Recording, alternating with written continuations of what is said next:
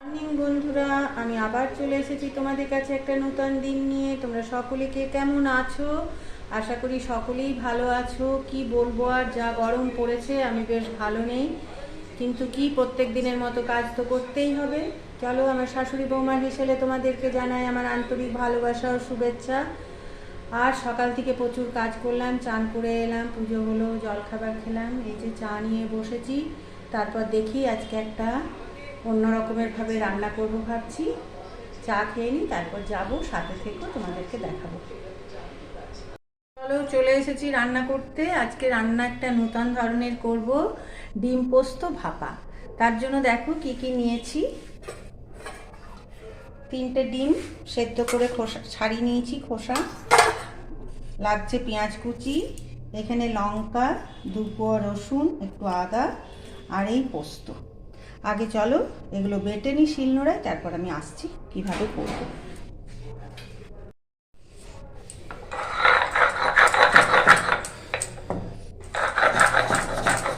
পোস্তটা বেটে নিই, একটু আদা রসুন বেটে নিই, তারপর রান্না করতে যাব।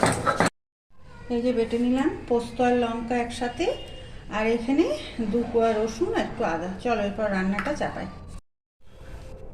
চলো কড়াই চাপিয়ে দিলাম, এরপর দেবো তেল।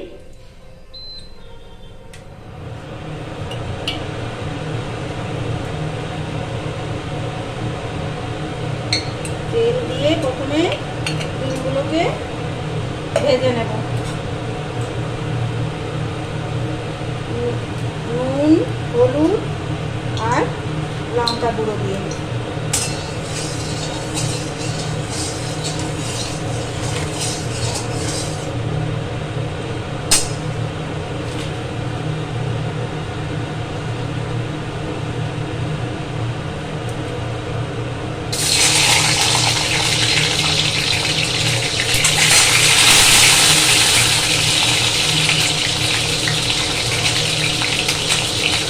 দেবো একটু নুন,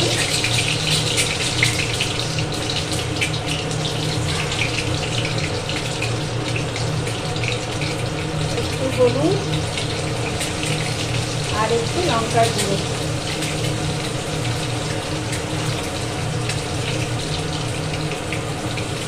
একটুই দেবো লঙ্কার গুঁড়ো, কেন কাঁচা লঙ্কা পোস্ততে বাটা আছে তো, একটু ঝাল হয়ে যাবে। এরপর ডিমগুলো ভালো করে ভেজে নেব। আঁচটা কম করে করেই ভাজছি।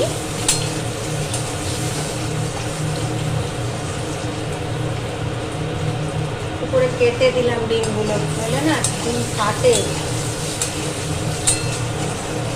কম আঁচ করে লালচে লালচে করে ভেজে নিই।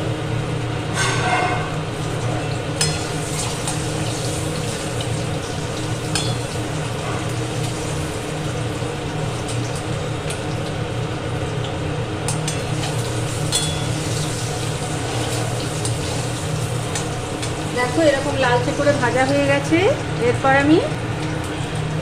এরপর এই যে পেঁয়াজ কুচি করে রেখেছি, এইগুলো দেব। আর দেব এই যে আদা রসুন পেস্ট করে রেখেছি, এটাও দিয়ে দেব। নিয়ে ভালো করে ভাজবো।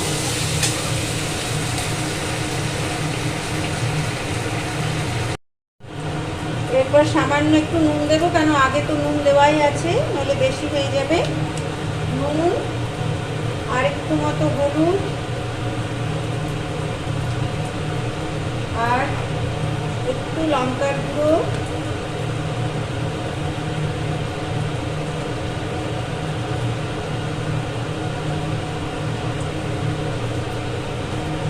আর একটু চিনি।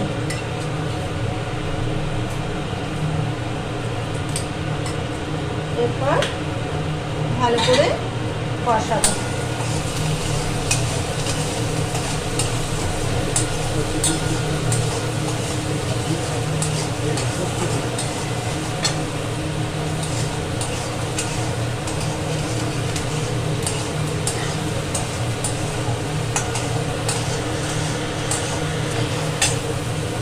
এরপর দেবো এই পোস্ত আর লঙ্কা বাটাটা।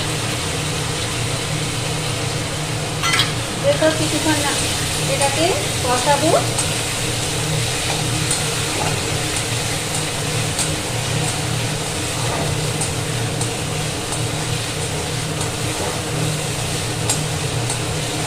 ভালো করে কষিয়ে নেব।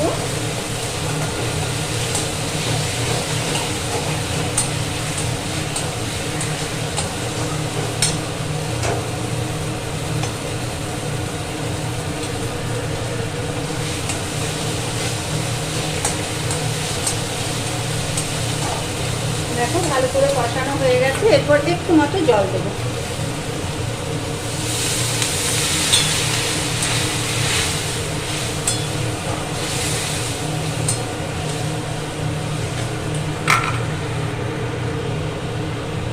এরপর ভালো করে ডিমগুলো পোস্তর সাথে কষাচ্ছি, কষিয়ে নেব সুন্দর করে।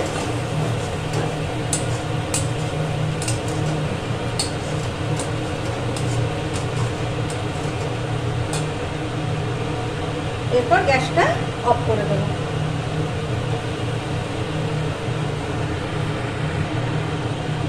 এরপর গ্যাসটা অফ করে দিয়েছি, নিয়ে এইরকম একটা টিফিন বাটি নিয়েছি। এর মধ্যে ওই ডিম পোস্ত সব ঢেলে নেব।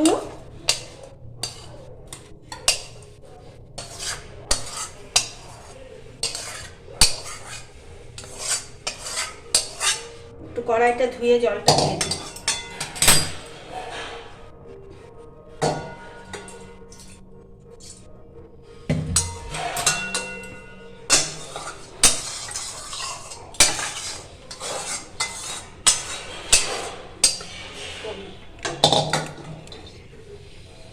কি মা, কি হচ্ছে? জানতে পারছি না।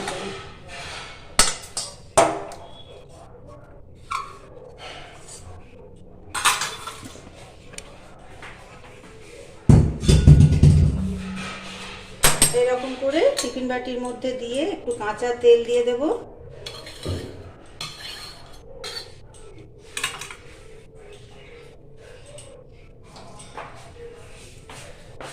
একটু কাঁচা তেল দিয়ে ওর মধ্যে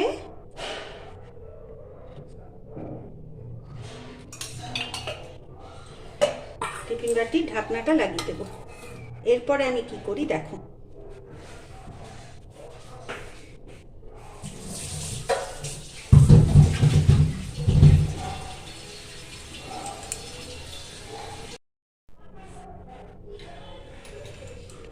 এরপর কড়াইয়ে জল চাপালাম,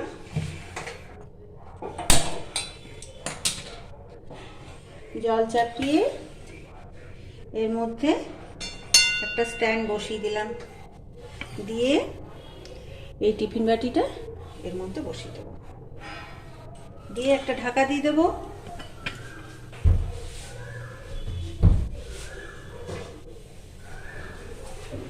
5-10 মিনিট এটার মধ্যে থাকবে, তারপর নামিয়ে নেব। চলো এটা হোক। এখন 10-15 মিনিট এটা ভাববে জলের মধ্যে, তারপর অফ করব। 10 মিনিট হয়ে গেছে, এরপর আমি গ্যাস অফ করে দেব।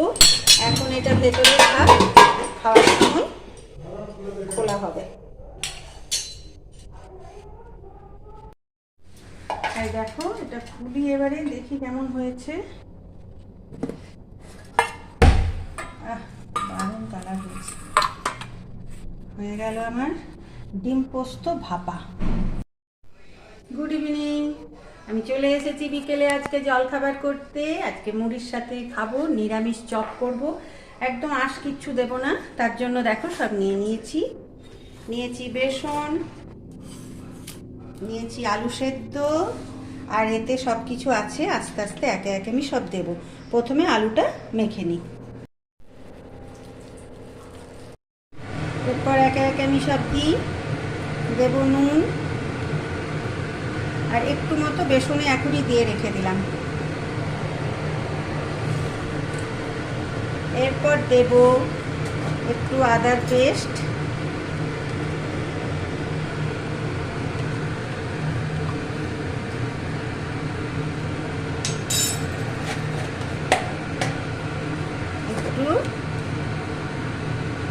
যে ভাজা জিরে গুঁড়ো,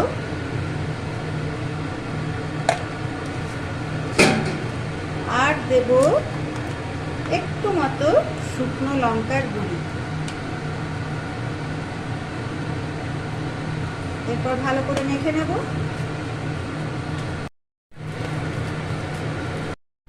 বেসনটা ফেটিয়ে নেব। একটু মতো নুন তো দিয়েইছি, একটু খাবার সোডা দিলাম। কড়াই চাপিয়েছি, তাতে তেলটা গরম হোক, তেল দিয়ে দিই।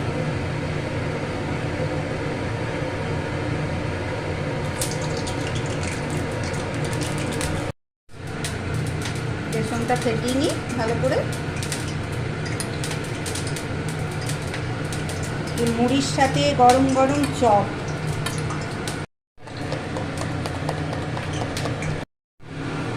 এরপর আলুগুলো একটু হাতে তেল নিয়ে নিয়েছি, এইভাবে গোল গোল চারটা চারটা করে নেব চপের আকারে। তেল গরম হয়ে গেছে, এরপর চপগুলো ছেড়ে দিই। একটু আঁচ কম করে ভাজতে হবে।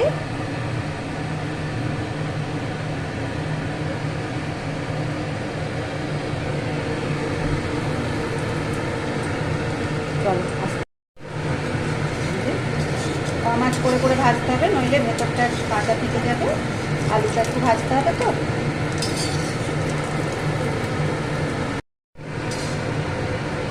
দেখো দুপাশটা বেশ লাল লাল করে ভেজে নিলাম। এরপর নামিয়ে নেব।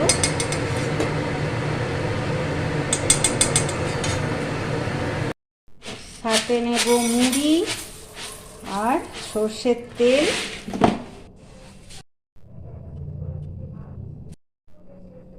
সন্ধ্যেবেলার টিফিন রেডি, চপ আর মুড়ি। চলো আমরা সন্ধ্যেবেলায় খেয়ে নিই। আজকে আমি এখানেই শেষ করছি। Tata, bye bye. আবার দেখা হবে তোমাদের সাথে। তোমরা সুস্থ থেকো, ভালো থেকো। Good night, tata.